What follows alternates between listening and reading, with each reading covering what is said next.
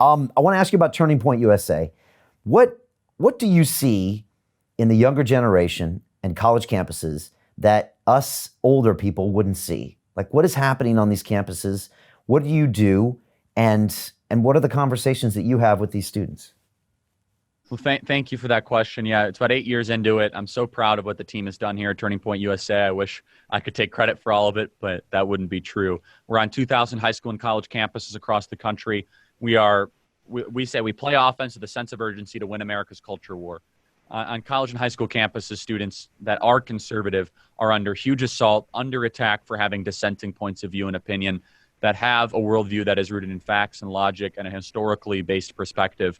And at Turning Point USA, we're no longer playing defense. We're actually trying to take terrain from the left, and we're doing so with huge amounts of success. We're doing so at a rate that is really worrying the radical left. And I can tell you that the Marxists believe that their college campuses are sacrosanct, that they should not be touched by any sort of conservative philosophy, any sort of free market point of view, anything that might espouse a pro-American, pro-Western, pro-Judeo-Christian moral, ethical perspective doesn't belong on college campuses. And so young people right now, we have a huge opportunity. The left is selling misery and the left is selling hatred of our country. I think that's actually going to hit a ceiling soon of about 40% of the built-in younger population. But we got to start delivering for young people. And I was really outspoken against this last stimulus for good reason.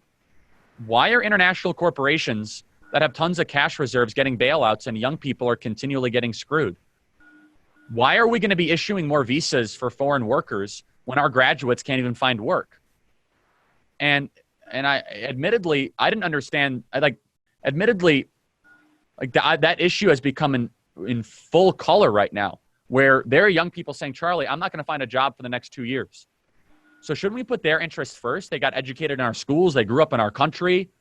They should be given preference over some person halfway across the world. That I'm not diminishing their humanity, but you have to have a prioritization. You have to have a hierarchy of needs and wants and demands. That's the whole point of living on our planet, that you have to have some sort of hierarchy of needs, wants, and demands. And so it's about time we start representing them. I'm advocating for them every single day. When you create $6 trillion out of thin air, that's a debt and deficit burden on our generation. Why are we giving money away to universities that teach our kids to hate our country, that have $10 billion endowments? They changed their tuition rates so high and the tuition keeps going up. I've called on the president, and I hope that he'll do this, that he says that there should be a tuition freeze for the next 2 years. Freeze tuition. That's a very basic deliverable. And so we have an opportunity to win students over. They're cynical and skeptical of debt forgiveness and Medicare for all and all that garbage that is being peddled by the left. It's time for delivering results for a generation that is getting screwed by the ruling class.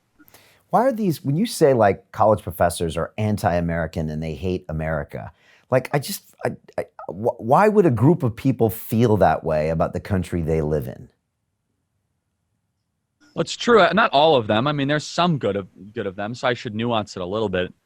But it's generally true. I mean, look, I've done a lot of thinking about this. And I've probably visited more college campuses than anyone on the circuit in the last year and a half. And I obviously represent an organization that is the voice of young college campuses, young students on college campuses, I should say. So first of all, you have to look archetypically at these professors. A lot of them are deeply unhappy people personally. They just are.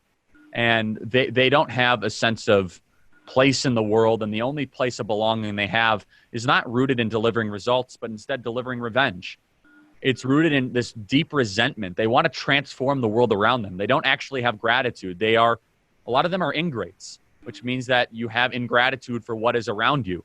They don't believe America has been a force for good. They don't believe the American experiment is something to be appreciated. They think American history is dark and tragic and something that should not be studied and passed on to future generations. They don't look at the sacrifice of our veterans and our amazing individuals that built our country from nothing as anything that is admirable or righteous or true. They want to fundamentally transform something, and you don't fundamentally transform something you love. And we learned that from Barack Obama. I mean, you don't go to your wife, or you don't go to your girlfriend, or you don't go to the person you care about and say, I love you so much, now I got to fundamentally transform you. I mean, that would be silly. It would end the relationship immediately. You fundamentally transform that which you don't like. You fundamentally transform that which you don't see eye to eye with.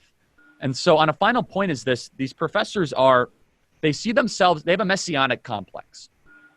They actually see themselves as saviors of the world through the vessels of their students to create a youth-led revolt to topple what they consider to be unjust.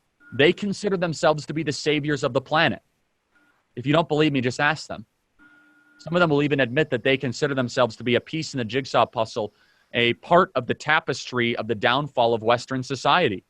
And so we have to ask ourselves the question, why do we keep supporting these institutions that teach our kids to hate America, that don't equip them with the skills to be able to succeed in our country, and also are so exorbitantly expensive that we have an entire generation in debt, and therefore they're more likely to embrace socialist principles? This is awfully self-defeating. And 13% of Americans have a graduate degree. And they're the ones that run this country. And they don't reflect the values of the rest of the 87% of Americans. And I don't want to overly generalize. There's plenty of good professors and plenty of good people that have doctorates. What I'm saying is 90% true. And therefore, it is worthy of the type of language I'm using to describe it. And you've said whatever happens on college campuses will soon happen in the halls of Congress. And the leading indicator of culture is what happens on college campuses. There's a lot of power there because you're sculpting these young minds. And that's really what we're seeing, right? Yeah, I mean, look, this entire shutdown was basically them trying to turn America into a college campus. You can't say anything you disagree with. Stay in your home. We'll keep you safe. And they try to turn your apartment into a safe space. I mean, the college campuses was a dry run for the American shutdown. And that's why so many young people were okay with it. They were okay with it because they were conditioned to believe that this is something that's desirable. They were conditioned to believe that the nanny state, the professor, the administrator, the social justice warrior, behavioral counselor is the one that's going to keep you safe from the outside world. And Jordan Peterson calls this the Hansel and Gretel archetype. Come on, I'll keep you safe. I'll get you fat. And when in reality, they're getting ready for you to be totally exploited and destroyed. I just hope, similar to the Hansel and Gretel story, we wake up in time and are able to revolt against the people that are doing that to young people. And look, Jordan Peterson was so phenomenal about this because he spotted stories like that because they were written as warnings to society for a reason. And so none of this surprises me. I mean, people say, Charlie, were you surprised? And I did say earlier I was disappointed, but when I'm actually honest with myself, if I believe my thesis, which of course I do, that college campuses are a leading indicator of the culture we're going to be in, that they're a harbinger of things to come, they're a canary in the coal mine, then we ought to be awfully serious that if we continually send our most prized possessions, our young people, to anti-American indoctrination camps, what kind of country do we think we're going to live in? I mean, they're anti-Socratic, they're anti-Western, they don't read the great books, they don't even equip you for the job market, they don't teach you that there's anything such as objective or absolute truth. They don't even teach you to be ready for the outside world. I mean, the university is a place where you're supposed to learn dissenting and opposite opinion. The university should be the anti-safe space. And here's the interesting thing. We say, well, students don't learn history. Well, that's pretty obvious because there's nothing safe about learning history. Do the thought exercise of imagining yourself of being in the position as one of Stalin's henchmen.